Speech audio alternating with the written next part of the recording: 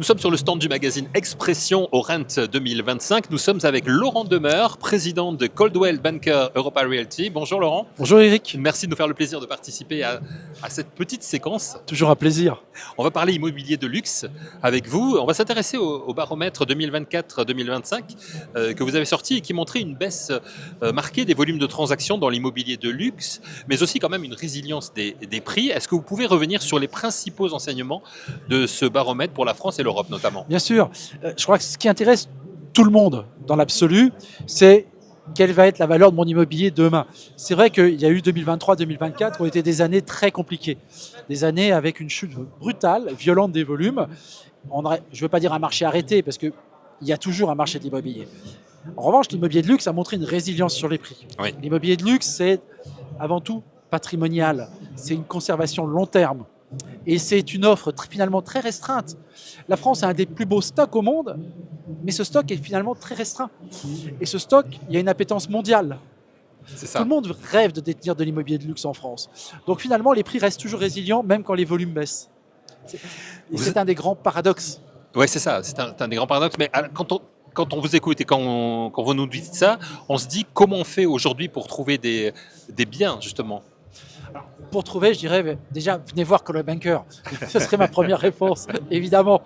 Bien sûr. Après, je dirais, c'est toujours pareil. Un bien, c'est avant tout à la fois un placement et un coup de cœur. C'est une valeur de placement, comme on pourrait acheter de l'or, comme on pourrait acheter de la bijouterie, des beaux bijoux, ou une œuvre d'art. Et c'est aussi un coup de cœur. Une œuvre d'art, c'est aussi un placement, et c'est toujours une émotion. Et l'immobilier de luxe, c'est avant tout une très belle émotion.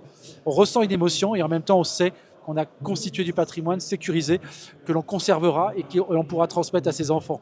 J'aurais presque envie de reprendre le slogan d'une célèbre marque de montres de luxe. Oui. Vous n'en êtes que le gardien pour la génération future. Pour un réseau d'agences comme vous, comment ça fonctionne? On trouve le bien et on cherche les clients ou c'est l'inverse? Alors, traditionnellement, les vendeurs sont nos clients. Oui. Ce sont les vendeurs qui nous donnent la mission de créer de la valeur, de rendre plus désirable leur patrimoine, le marketer et d'aller rechercher des acquéreurs. Et de rechercher des acquéreurs dans un réseau comme Coldwell Banker, à la fois localement, régionalement, nationalement et mondialement. Faites-nous rêver là un petit peu. Vous auriez un exemple à nous donner? C'est toujours difficile de trouver quelque Ouais. chose qui fait rêver. Je dirais, quand on fait rêver, très souvent, alors Paris fait rêver, un très bel appartement, un très beau triplex par exemple, avec la tour Eiffel dans son salon quand vous êtes rive gauche, ça fait rêver. Bien sûr. Je me souviens, on a vendu il y a quelques années un très bel appartement, vous ouvriez, vous étiez directement sur le champ de Mars et la tour Eiffel. Ça fait rêver tout le monde. Après, vous rêvez aussi avec un très beau chalet à Megève, sur le mont d'Arbois, avec l'ensoleillement, le sud et la neige. Vous êtes dans une ambiance féerique. Vous avez ouvert justement, vous évoquez Megève, vous avez ouvert votre 54e agence en France à Chamonix-Mont-Blanc. Vous êtes implanté également en Suisse et en Belgique. Comment cette stratégie d'expansion s'inscrit-elle dans votre vision à moyen terme? Je dirais que nous sommes une marque qui a besoin de se développer parce que nous allons à la rencontre de nos clients. Le marché de l'immobilier du luxe est un marché en développement. Bien sûr, conjoncturellement, il peut y avoir des à-coups, comme on a vécu. Mais structurellement, le marché de l'immobilier de luxe est un marché qui se développe. Le nombre de millionnaires sur la planète continue d'augmenter de manière régulière chaque année. On a des études et donc nos clients sont de plus en plus nombreux. Et nous cherchons de plus beaux objets, de plus belles pièces de collection à vendre en se développant sur la montagne, sur la Suisse, sur la Belgique. Et on continue de progresser pour aller rechercher et être plus proche de nos clients. Alors justement, dans ces nouveaux clients, il y a ce qu'on appelle les Henry, Tout à les fait. High Earners Not Rich Yet, donc ceux qui vont devenir riches mais qui ne le sont pas véritablement encore. Comment est-ce qu'on s'adapte à ces nouveaux profils d'acquéreurs? Alors ce nouveau profil est beaucoup plus jeune. D'accord. C'est un profil plus millénial, c'est un profil de jeunes avocats urbains, de jeunes cadres supérieurs, de jeunes financiers qui travaillent dans l'asset management, la private equity. Et donc on change les codes un petit peu. Ils ont une approche où on doit être beaucoup plus flexible dans notre mission avec eux et ils sont beaucoup moins conservateurs dans leurs choix. Et donc on doit explorer en permanence de nouveaux territoires. Traditionnellement, l'immobilier de luxe, c'était le triangle d'or, le 6e, le 7e, le 16e nord. Aujourd'hui, l'immobilier de luxe peut être dans le 11e. Mhm. L'immobilier de luxe peut être aujourd'hui, on peut aller dans le Languedoc-Roussillon pour chercher des endroits sauvages. Et donc voilà, c'est là qu'on va explorer ces nouveaux territoires et c'est notre développement. À l'horizon 2026-2027, pour terminer cet entretien, Laurent, quels sont vos 3 axes stratégiques majeurs pour Coldwell Banker Europa Realty? Le premier axe stratégique c'est d'enclencher un très fort cycle de croissance. C'est-à-dire que nous, on considère que le cycle de marché a repris. Nous sommes aux prémices d'un retour et une reprise des volumes. Il y a une demande, Oui.